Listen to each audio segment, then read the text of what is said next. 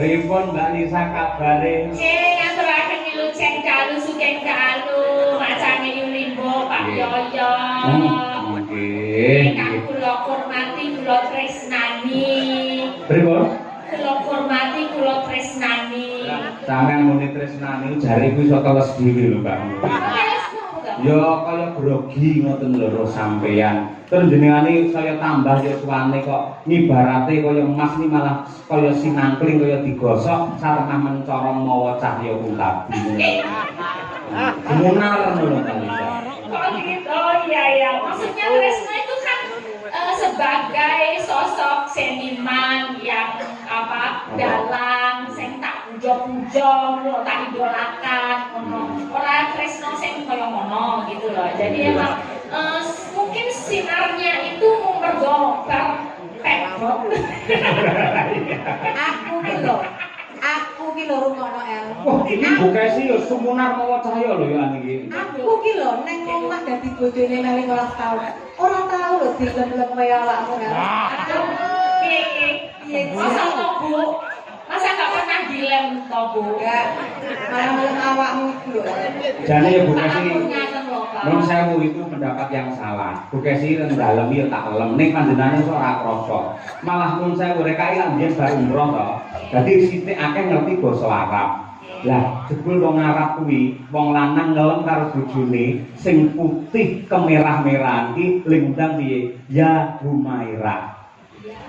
Putih kemerah-merahan kuwi ya Humairah. Bukesi ya tak undang ya Humairah.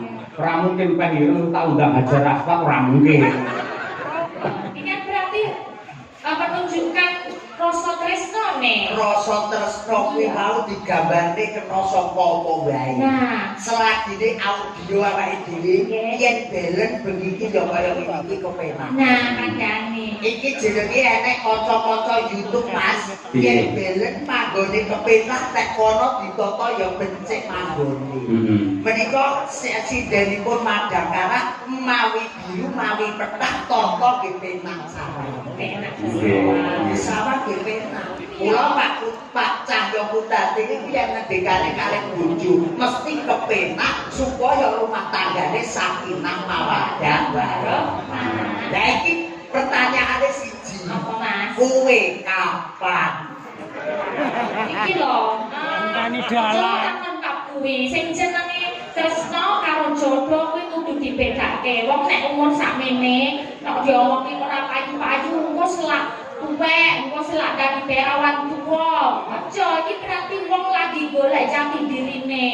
Urung ketemu jodone, kudu dibedakake antarane jodoh karo tresno. Upamane jujur. Nek wong saka tresno dhisik ya. Iki tresno. Ya, nek wong tresno kuwi arep suwene kaya ngapa? Kuwi iso ora dadi jodone. Nek ora dadi jodone, pedhot tak dung-dung. Pedhot tak dung-dung asih tak dung-dung apa?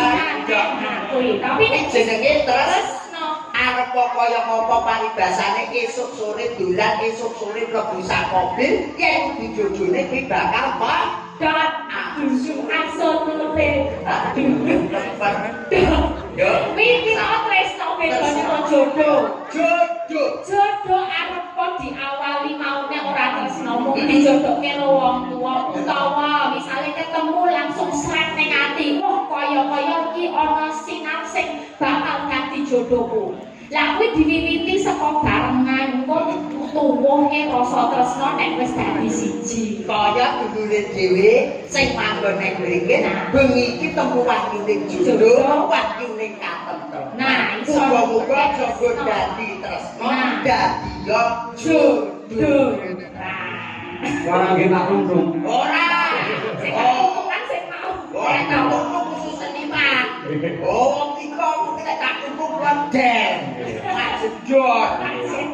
Ning nadyan kaya ngapa Mbak Nun sewu jenengan mbok ngendika apa wae kata-kata mutiara sebagus apapun ning nyatane praktekke jenengan kan nun sewu angel mendapatkan jodoh yang sesuai dengan idaman hati. Mergo napa jenengan ora ngerti makna dari mencintai atau makna dari cinta itu sendiri. Oh, tolong dijelaskan. Langsung Langsung geleng, bisa geleng. Dirungokne ya. Sepiro bukan sirah kira-kira. Dirungokne ya. Nah. Tak tungtung asolole. Wong iso bilang iso Reng, Rono, cinta adalah anugerah suci dari ilahi yang mempunyai kekuatan luar biasa untuk menuju ketenangan, kenyamanan, kesenangan, dan juga keselamatan dunia sampai akhir. Itulah cinta sejati. Nek sok berarti benar. Ya, Ora dogo. ora dogo. Kita itu bener tenan iki. Iya. Ketoke marem. Cinta. Nah, terus sing nomor loro kuwi napa? Cinta terus Napa? jenengan mau ngendikan Mencintai toh. mencintai. Mencintai itu artinya adalah ketika kita tidak menyakiti dan siap dengan ikhlas menerima rasa sakit yang diberikan oleh orang yang kita cintai, itulah makna dari mencintai. Oh, aku ya duwe. Apa? Aku ya duwe jenengan mau kan judul karo Tresno. Aku nomor 1 kuwi jenenge bojo. Oh. B O J O. B. Berangkat dari suka duka sekarang menjadi cinta yang bermesraan. O. Orang tua sudahlah merestui Kalimantan Tresno, Ponorogo ya Tresno. J. Jadilah teman hidupmu sampai akhir hayat. Sampai mati. Terakhir O. Oleh karena itu jalinlah rumah tangga Anda, rumah tangga yang sakinah, mawaddah, warohmah. Kuwi lek bojo kuwi jenengan mesti wis apalan. Saiki tak tambahi istri. Istri. I S T R I. I. Mas, Apa? bisa cetok pisan kurung tahu itu mergo bakalanku. Loh, zaman saiki iki sing jenenge pelawak dituntut harus cepat cerdas berpikir, ngono kuwi. Istri. Heeh. I. Nun saya ngene lho Mas nggih. Iki padha karo tes-tesan biyen Mas dadi tentara iki yo kaya iki. Hati tenan. Lah kene dosen lho kene wong tani lho. Ora perlu bingung piye nek jas. Istri. I. Insya Allah beliau akan menjadi keluarga yang sakinah, mawaddah, warohmah. Iki mau sakinae pe muat. Wis to meneng wae kadung medhas kuwi lho. Kaya Balik rantuk ngangge sakinah. ora kena S. S. setelah itu Anda harus selalu rukun, Anda selalu memadu kasih supaya keluarga Anda menjadi keluarga yang sakinah, mawaddah, warohmah. Nggih, dagelan telek. Ngomong tera ono. T. Tatak tutup ngantos buku sing Yosua. Dongane kakek-kakek mine-mine anggon walinge sakinah, mawaddah, warohmah. Regu-regu paribasane Rama dijak, mulih dijak, oleh rejeki sak kota diwenehke sak kota, oleh rejeki sak linjing diwenehke sak linjing. Muga kuwi jenenge wong keluargane sakinah, mawaddah, warohmah. Terakhir I. Para penonton kula nyuwun, mangke yen pas sakinah bareng mawon ben pucet raine. Ayo. I. Insyaallah begini iki kula pun lunas, Mas. Lah sakinah. Ora dituki mergo nek bareng-bareng kula kehilangan. Oh. Alhamdulillah bareng. Mosek ora rampung. Wis kok Mas. Contoh iki ya, mesti enek sing apik, enek sing elek. Bolo tengen Pandhawa ki apik, Kurawa ki elek. Dadi contohnya aja bab sing apik tok, nek sing elek. Istri utawa bojo lah apik. Apik. Mongko lek seneng karo wong sing kuwi dudu bojone, iki lak jenenge cara kene demenan. Demenan. Persuku demenan. Sakinah. Ayo. Dek, D. demen dolan ning ora kandha bojone. Ayo persuku ae.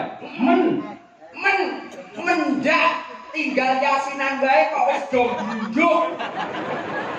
Lho, An terakhir. anake wis turu, ayo budal. Pengalaman Mas, Saya tambane ojo geleng. Persuku selingkuh secepat. Yuk. Serba cepat dan harus gampang. Wong selingkuh itu kudu cepet lah ora cepet ora iso. Tekan gitu lho. Ya lek kulino iki to. Li nambalan ati tresno mergo kasembadan bledek ning koper ngono. Apal lho. NG.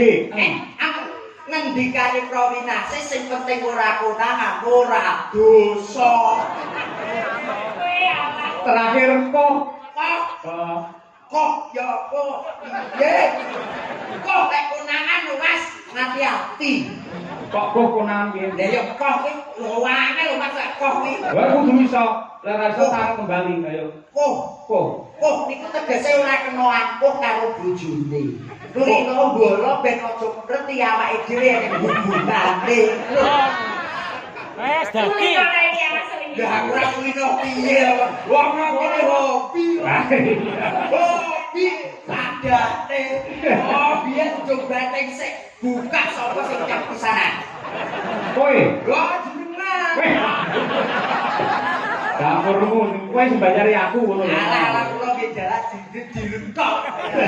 Ngapunten Mas Cahyo nggih. Mboten napa-napa. Gudange ilmu, gudange budaya nggih Mbak Elisa, ugi gudange agama. Nggih. Sing teng mriki menika pondok pesantren pun mondal. Darul Fikri. Leres, pondok Gontor, Nah. wonten mriku Arisalah, Wali wonten Songo. Maya, wonten Almawadah, Nggih. nuwun sewu jenengan nggih lulusan pondok Mbak.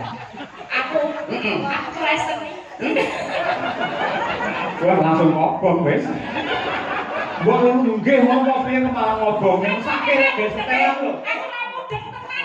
Aku kene kebulan sempelan iku nggih akan dikindane karo Mas Royo. Kuwi bawelane entek-entekane pondok bersalin kae lho. Malah muni aku Kristen lah kowe. Pondok bersalin ndak aku ngomong ning pondok kuwi ra ngaji iki bakul celok ae lho. Ngono lho kok ya. Lah iya boleh kerjaan kok dan sepel-sepelan kok. Nggih, saya Mbak Lisa, nun saya jenengan kan sudah milih-milih lelaki balik ke mau. Monggo yo sing nate gandeng karo sam. Piye carane ben gak Iki- ngomong ini malah. Aku ben perhatian karo sampean ben ketok. Ini lho Bu Kesi lho gak tahu malah Pak Yoyo tuh tahu duluan lho kalau aku pedot. Hah? 10 tahun. Lah sampean yo ngomong karo aku kalau ngomongi mari kaget. Lah nek wiwiti jenengan kok lewek karo aku, Mbak. Oh, langsung tiba-tiba kok ngerti perasaan. Lah aku kan belum muni ngene, minal aidin wal faizin mohon maaf lahir dan batin. Awan ngono, nyapa lek nyauri sampean kok alhamdulillah aku wis pedot waktu. Loh, ngono ngene kaya. Mas, Apa? lanjutkan. Dukung lho. Kowe jawabanmu apa lanjutkan lho. Lho, wah niku nggih wonten nek ketoke seneng greget saute kepenak ya monggo. Iki jenenge chemistry. Lah iya. Lah nek ngono kan istri. Lah iki kan chemistry. Aja ngerti karo buke sih Mbak Lisa kaya lu diarani ora apa-apa ngono Karena kuwi. Ibu Kesi lo udah WA sama aku. Oh. Saya semangat ya El, yang penting tuh berkarir dulu aja nggak apa-apa. Tapi ya boleh aku muga-muga untuk jodohmu ning aja Pak Yoyo. Aku kan diwanti-wanti. Ya bener Bu Kesi, lan kuwi dawuh Bu Kesi kudu kok estokke. Harus kamu laksanakan. Dawuh lah aja karo Pak Yoyo ngono to. Ning liya kicah ya kuntabi. Allahumma. Oh ya udah lu aku kan. Lah upamane yo aku kan yo melu seneng to. Oh biasane tanggapane kono moga yo berisane iki ora karo awakku kan yo melok. Lho Pak Gareng pripun niku boten preso pripun ati kula. Kula niku ibarate wayang ngoten Dewi Wara Sembadra sing digarwa karo Raden Janaka. Panjenengan preso to? Raden Janaka menika lelananging jagat sing garwane ora mung trima siji, nek saketi widodari. Nah, tenan iki ibarate Sembadra, aku iki wis jembar. Aku malah seneng mergo apa? Bojoku iki berarti lawangi jagat ganti widulane wong wedok sak donya mergo apa? Bojoku pinter melindungi wong wedok sing ayu-ayu tur atine apik. Aku madu karo Lisa ya ora apa-apa. Saya Mbak Elisa nggih, saya Mas Yoyo. Napa? Kula pun gadah langganan jamu teng kono.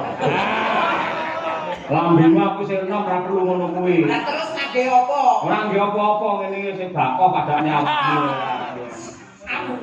Isih rosa. Rosa. Aku solo ora sing penting kita enggak kita wis beda keyakinan. Jadi Beda keyakinan. Mergo aku Islam sampean Kristen lho to. Lah keyakinan piye? Keyakinan piye? kamu yakin sama aku. Terus, kono? Aku rodok yakin. Bayar muni gak yakin rawani deh. Rawani. Buat bilek santet kok aduh. Kok kandhane Nembak balisan nembak. siap. Ada surat-surat juga, ada salam-salam juga. Wah, ini tulisannya apa Mas karena iso aku ya ora iso. Aku Iki dek. ya Allah. Iki wis BL Wisa. Kok boten iso mangkon. Aku ya mumet kok. Mumet niki kula. Jas mumet. Lu dibuka sih lho Mas. Lho kok iso dibuka sik? Duite apa ora? Niku teng mriku enten seratane lho Mas. Napa? Lah niku gue Iya, kan jero ya mesti enak to, mesti Oh enak. lah ya, balas pitan Iya. ya. Ceblokne nah. Wah, tulisannya kayak dokter ini. Salam taklim saking keluarga. Napa niki? Oh jauh banget bacanya Pak. Apa?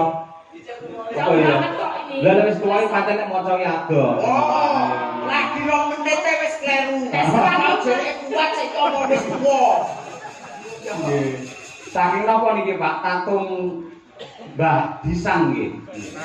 Mbah Disan nyuwun gending utawi lagu kinanti sandung terima kasih.